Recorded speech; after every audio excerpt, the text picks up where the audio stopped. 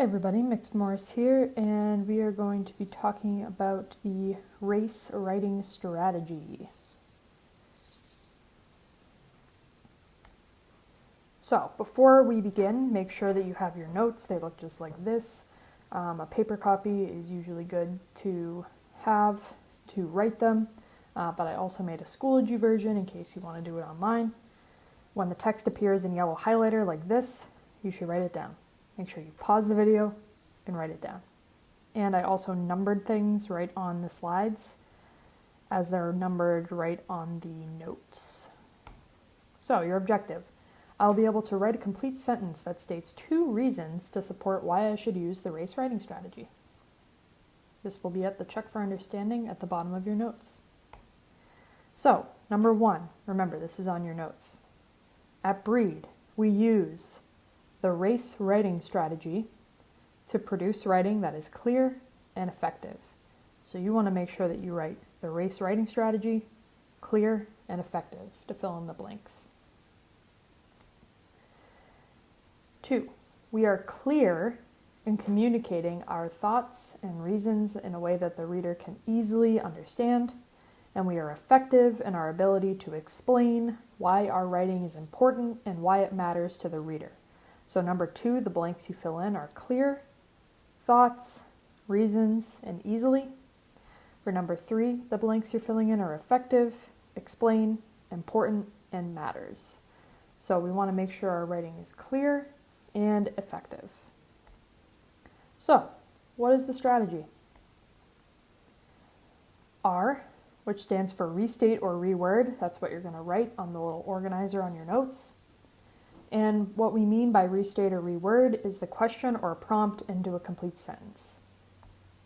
A stands for answer all parts. Remember, write that down. Answer all parts of the question or prompt. C, cite the evidence. Remember, write that down. Cite the evidence from the text that proves your answer is correct. And E, explain the importance. Write that down. Explain the importance of the answer or evidence. So, how do we use it? I'm going to walk you through an example race writing response to a question. So, to begin, restate or reword. In the first step, we turn the question or prompt into a statement. So, for example, if our question is, how is the boy in the story feeling? I'm going to take is and boy in the story feeling and restate it. Basically, restate is using those same words from the question and making it into my sentence. The boy in the story is feeling. So I took the boy and the story is feeling. I took all these different words and wrote them into a new statement. The boy in the story is feeling. So I've restated. Great. Next, for answering all parts. In this step, we answer the question by completing the statement we wrote in the first step. So basically, in the first step, you're making your own sentence frame. You're rewording that question, and then you just answer it. So, how's the boy in the story feeling? The boy in the story is feeling sad. It's just asking me how the boy is feeling, so I know I've answered all the parts. It doesn't ask me why, so all I needed to say was how he was feeling. C, cite the evidence from the text that proves your answer is correct. So you support your answer with proof. Use evidence or quotes from the text to support your answer. So for example, in our how is the boy in the story feeling, I found evidence from the text. I wrote, in the story, it says, the boy was sitting alone and crying. This is a piece of text evidence that I put in quotation marks just like this, to show how the boy is feeling. So this was my restate and answer. The boy in the story is feeling sad. And then citing my evidence. In the story, it says, the boy was sitting alone and crying.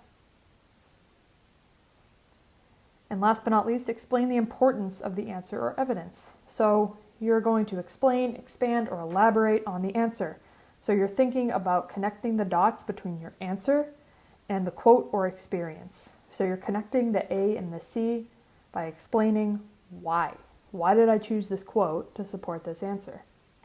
For instance, with our question about how the boy in the story is feeling, the boy in the story is feeling sad. In the story it says, the boy was sitting alone and crying. This explains that he is sad because he is crying and no one is there to comfort him. So here I'm explaining exactly why I think this quote shows that he's sad. It's because he's crying and no one's there to comfort him. That's me explaining why I use this quote. So, bringing it all together, we check to make sure we've completed all the steps. The boy in the story is feeling sad. In the story, it says the boy was sitting alone and crying. This explains that he's sad because he's crying and no one is there to comfort him. Did we? Restate. Yes, right here. The boy in the story is feeling. Answer, yes, sad. Cite, yep, we have a quote right from the text. And explain, yes, we explained why this quote shows that he's sad. So, that's all you really do when you're using the race writing strategy. In an essay, each paragraph that you write is going to be using this structure. When you're talking about your ways to get over glossophobia, the fear, that's what you're going to be talking about.